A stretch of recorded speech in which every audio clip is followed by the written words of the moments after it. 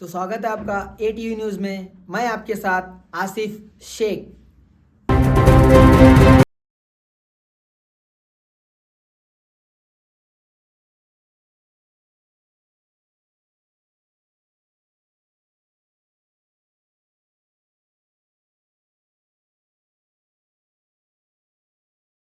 ನಮ್ಮ ಗಾಡಿ ಅದು ನಾನು ಪಿಕಪ್ ಮಾಡ್ಕೋಬೇಕು ಗಾಡಿ ಮುಂದೆ ಹಾಕಿದ್ರು ನಮ್ಮ ಡ್ರೈವರ್ ಹಂಗೆ ನಾವು ಮುಗಿಸ್ಕೊಂಡು ಎಲ್ಲ ಜನ ಇದ್ರು ನನ್ನ ಜೊತೆಗೆ ಅವ್ರ ಜೊತೆಗೆ ನಾವು ಮಾತಾಡ್ಕೊತ ಹೊರಗೆ ಬರೋದ್ರಾಗ ಒಬ್ಬ ಯಾರೋ ಅಪರಿಚಿತ ವ್ಯಕ್ತಿ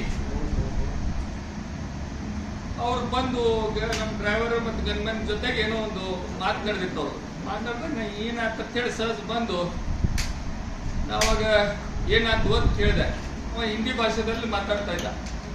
ಏನಾಗ್ತದ ಅವ್ರಿಗೆ ಗಾಡಿ ತೆಗಿಯಕ್ಕೆ ಏನೋ ಭಯ ಆಗತ್ತಿದ್ದಲ್ಲಿ ಏನಾಯ್ತು ಪಾತ್ ಕೇಳ್ತಾನೆ ಸರ್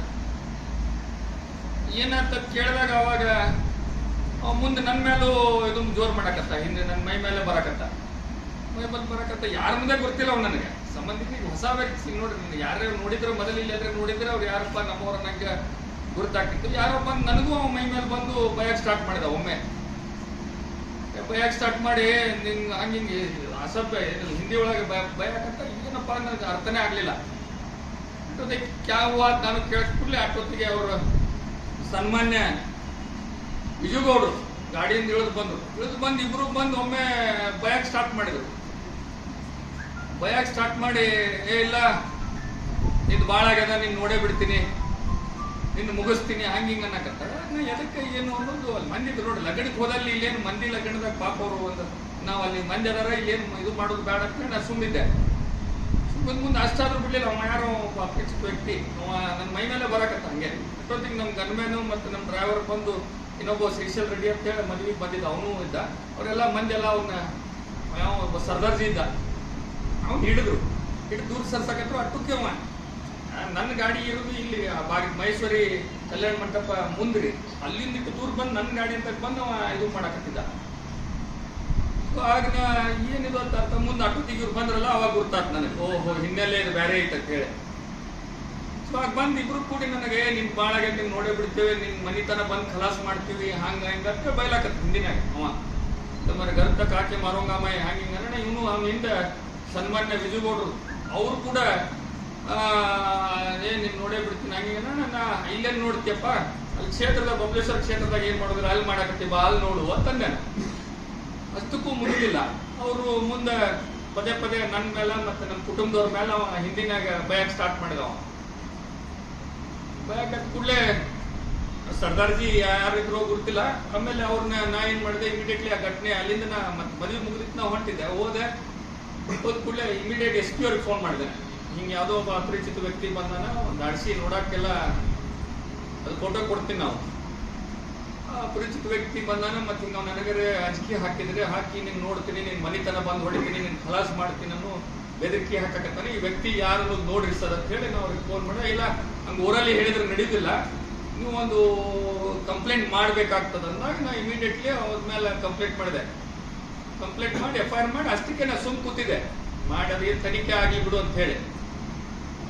ಆಗ ಮುಂದೆ ಅದಕ್ಕೆ ಏಪ್ರಿಲ್ 26 ಒಂದು ಘಟನೆ ನಡೆದಿತ್ತು. ಏಪ್ರಿಲ್ 26 ಈ ರಾಹುಲ್ ಗಾಂಧಿ ಕಾರ್ಯಕ್ರಮಕ್ಕೆ ನಮ್ಮ ಬಬಲೇಶ್ವರ ಕ್ಷೇತ್ರ ಜನ ಬರಾಕತ್ತಿದ್ರು ಗಾಡಿ ಮಾಡ್ಕೊಂಡ ಅಲ್ಲಿಂದೆಲ್ಲ ಫಂಕ್ಷನ್ ಬರೋದ್ನಾಗ ಇವ್ರಲ್ಲಿ ಹೋಗಿ ಹಲಗಣಿ ಕ್ರಾಸಿಗೆ ಅಲ್ಲಿದೆ ಅವಾಗ ನನಗೆ ಮರ್ಬಿನ ಗೊತ್ತಾಗ್ತು ಈ ಸರ್ದಾರ್ಜಿ ಮತ್ತು ಇವರೆಲ್ಲ ಸೇರಿ ಅಲ್ಲಿ ಹೋಗಿ ಎಲ್ಲ ಗಾಡಿಯಾಗಿ ಬರಂತ ವ್ಯಕ್ತಿಗಳನ್ನ ಇಳಿಸಿ ಅವ್ರು ಧಮಕಿ ಕೊಟ್ಟು ಮಕ್ಕಳ್ರೆ ಕಾಂಗ್ರೆಸ್ ಫಂಕ್ಷನ್ಗೆ ಹೋಗ್ತೇನೆ ನೋಡ್ರಿ ನೀವು ನಮ್ಮ ಮತ್ತೆ ಜೀವಂತ ಇರ್ಬೇಕಂತಿರಲ್ಲ ಅಂತ ಹೇಳಿ ಅವ್ರಿಗೆ ಕೂಡ ಬೆದರಿಕೆ ಹಾಕಿ ಅವ್ರ ಗಾಡಿಯಿಂದ ಇಳಿಸಿ ಅವ್ರು ಹೊಲ್ದಾಗ ಓಡಿಸ್ಯಾರ ಅವ್ರನ್ನ ಅಂಜಿಸಿ ಹೊಲ್ದಾಗ ಓಡಿಸಿ ಅವ್ರನ್ನೆಲ್ಲ ಅಲ್ಲಿ ಹೊಡೆದು ಬಡ್ದು ಅವ್ರು ಬರ್ಲಾರ್ದಂಗೆ ಅಲ್ಲಿ ಮಾಡ್ಯಾರ. ಅದು ಏಪ್ರಿಲ್ 26 ಮುಂದೆ ಇದು ಹೋಲ್ ಬಿಡುದು ಚುನಾವಣೆ ಐತಿ ಏನ್ ನಾವು ಏನು ಯಾಕೆ ತಲೆ ಕೆಡ್ಸ್ಕೊಂಡು ಹೋಗ್ತು ಅಂತ ನಾವು ಈ ಗದ್ದಲ್ದಾಗಿದ್ವಿ. ಆದ್ರೆ ಇದು ಈ ರೀತಿ ಹೆದರಿಕೆ ಹಾಕೋದು ನೋಡಿ ನಾನು ನಿನ್ನೆ ಬೆಂಗಳೂರಿಗೆ ಹೋದಿ ಅಲ್ಲಿ ನಮ್ಮ DG ಅವ್ರಿಗೆ DIG ಅವ್ರಿಗೆ ಮತ್ತು ಹೋಮ್ ಮಿನಿಸ್ಟರ್ಗೆ ಮತ್ತು ಮುಖ್ಯಮಂತ್ರಿಗಳು ಒಂದು ಪತ್ರ ಕೂಡ ಕೊಟ್ಟೆ ನಾನು ನನ್ನ ನನಗೆ ಅದು ಕಾಪಿ ಕೊಡ್ತೀವಿ.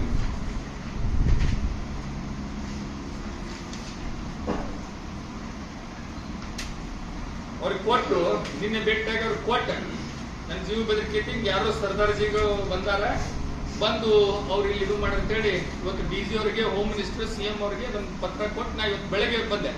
ನಾವಿವತ್ತು ಪತ್ರಿಕಾದಲ್ಲಿ ನಿನ್ನೆ ಹೇಳಿದ್ವಿ ಸಾಯಂಕಾಲ, ಅದು ಏನು ನಿಮ್ಮ ಮೊಬೈಲ್ನಾಗ ಬಂತು, ಕೆಲವು ಪತ್ರಿಕಾಗೋಷ್ಠಿ ನಡೆಸಿ ಇದು ಮಾಡಿರುತ್ತೆ. ನಮ್ಮ ಪತ್ರಿಕೆಗೋಷ್ಠಿ ಮಾಡಿಸೋ ಉದ್ದೇಶ ಇದ್ದಿದ್ದಿಲ್ಲ, ಯಾಕಂದ್ರೆ ಮೂಲತಃ ಇವ್ರು ಯಾರು ಏನು ಅನ್ನೋದು ನನಗೆ ಪತ್ತೆ ಹಚ್ಚಬೇಕಾಗಿತ್ತು, ಅದಕ್ಕೆ ಕಂಪ್ಲೇಂಟ್ ಮಾಡಿದೆ. ಈಗ ಒಬ್ಬ ಸರ್ದಾರ್ಜಿ ಬೇರೆ ರಾಜ್ಯದಿಂದ ನಮ್ಮ ರಾಜ್ಯದಾಗ, ನಮ್ಮ ಬಿಜಾಪುರದಾಗ ಬಂದು ತಿಂಗಳಾನ್ಗಟ್ಲೆ 3-4 ಮಂದಿ ಮನಿ ಮಾಡ್ಕೊಂಡು ಅದಾರ. ಅವ್ರ ಕಡೆ ವೆಪನ್ಸ್ ಅದಾವು. ಯಾವುದೇ ವ್ಯಕ್ತಿ ಹೊರ ರಾಜ್ಯದಿಂದ ಬಂದ್ರೆ ಇಲ್ಲಿ ನಮ್ಮ ಪೊಲೀಸ್ ಇಲಾಖೆಗೆ ತಿಳಿಸಬೇಕಾಗ್ತದೆ. ಅದು ಚುನಾವಣೆ ವೇಳೆ ನೀವು ಅಫಿಷಿಯಲಿ ನಿಮ್ಮ ಹತ್ರ ವೆಪನ್ ಇದ್ರೆ ಅದನ್ನ ನೀವು ಹಾಜರುಪಡಿಸ್ಬೇಕಾಗ್ತೈತಿ. ಮತ್ತೆ ಇವರು ತಿಂಗಳಾನ್ಗಟ್ಲೆ ಇಲ್ಲಿ ಬಂದು ಎಲ್ಲಿಂದ ಬಂದಿದ್ರು, ಇವರು ಯಾರ ಜೊತೆಗಿದ್ರು, ಎದಕ್ಕಿದ್ರು ಅನ್ನೋದು ಇದ್ರ ಬಗ್ಗೆ ತನಿಖೆ ಆಗ್ಬೇಕು ಅಂತ ಹೇಳಿ ನಾನು ಈಗಾಗಲೇ SP ಅವ್ರಿಗೆ ಇಲ್ಲಿ ಕಂಪ್ಲೇಂಟ್ ಕೊಟ್ಟಿದ್ದೀನಿ, ಪ್ಲಸ್ DG ಇವರೆಲ್ಲ ಕೊಟ್ಟಿದ್ದೀನಿ.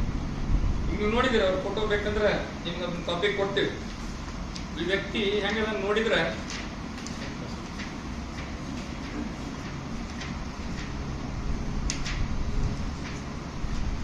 ವ್ಯಕ್ತಿ ನೋಡ್ಬೋದು, ಯಾರಿತ್ತ ನೋಡಿದ್ರೆ ನೀವು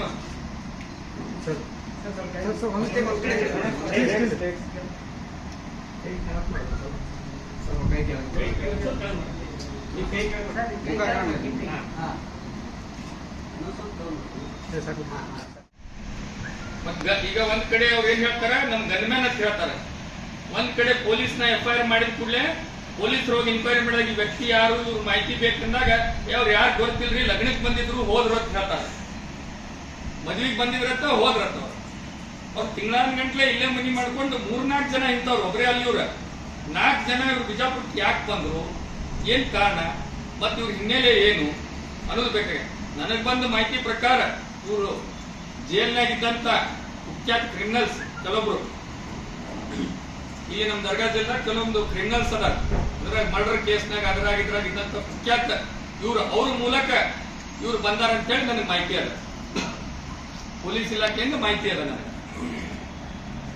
ಇವ್ರ ನಂಟು ಹೆಂಗ ಅನ್ನೋದು ಕೆಲವೊಂದು ನಾವು ಇದು ಮಾಡಿದಾಗ, ಇಲ್ಲಿ ಏನು ಸನ್ಮಾನ್ಯ ವಿಜಯಗೌಡ್ರ ಅದಾರಲ್ಲ, ನಿನ್ನೆ ಪತ್ರಿಕಾಗೋಷ್ಠಿ ಮಾಡ್ಯಾರ, ಅವರು ಇಲ್ಲಿ ಇದ್ದಂತ ಜೈಲ್ ಖೈದಿಗಳಿಗೆ ಸರಾಯಿ, ಸಿಮ್ ಕಾರ್ಡು, ಮತ್ತೆ ಇವೇನು ಏನಂತಾರ ನೀವು ಕೆಲವೊಂದು ಗಾಂಜಾ, ಆಮೇಲೆ ಅವ್ರು ಊಟ ಒಯ್ದು ಕೊಡುದು, ಅವ್ರಿಲ್ಲಿ ಸರ್ಕಾರ ದವಾಖಾನಿಗೆ ಏನಾರ ದವಾಖಾನಿಗೆ ತೋರಿಸಿದ್ರೆ ದವಾಖಾನ್ಯಾಗ ತೋರಿಸುದು, ಎಲ್ಲ ವ್ಯವಸ್ಥೆ ಮಾಡ್ತಾರಂತೀವ್ರು. ಈ ಜೈಲ್ನಾಗಿದ್ದ ಕೈದಿಗಳು ಯಾರು, ಇವ್ರ ಜೋಡಿ ಸಂಪರ್ಕ ಹೆಂಗ, ಅವ್ರ ತ್ರೂ ಇವ್ರು ಹೆಂಗ್ ಬಂದ್ರು ಅನ್ನೋದು ನಾ ಇವತ್ತು DG ಅವ್ರಿಗೆ ಹೋಗಿ ಇದನ್ನ ತನಿಖೆ ಆಗಬೇಕು. ಯಾಕಂದ್ರೆ ನಮ್ಮ ಜೀವಕ್ಕೆ ಹೆದರಿಕೆ ಅದ. ಯಾಕಂದ್ರೆ ಪದೇ ಪದೇ ಇವ್ರು ಬಂದು ನಮ್ಮ ಮೇಲೆ ಅಟ್ಯಾಕ್ ಮಾಡುದು, ಇದು ಮಾಡುದು, ಯಾಕಂದ್ರೆ ಇಲ್ಲಿಗಲ್ ವೆಪನ್ ಅವ್ರ ಕಡೆ ಅದಾವ.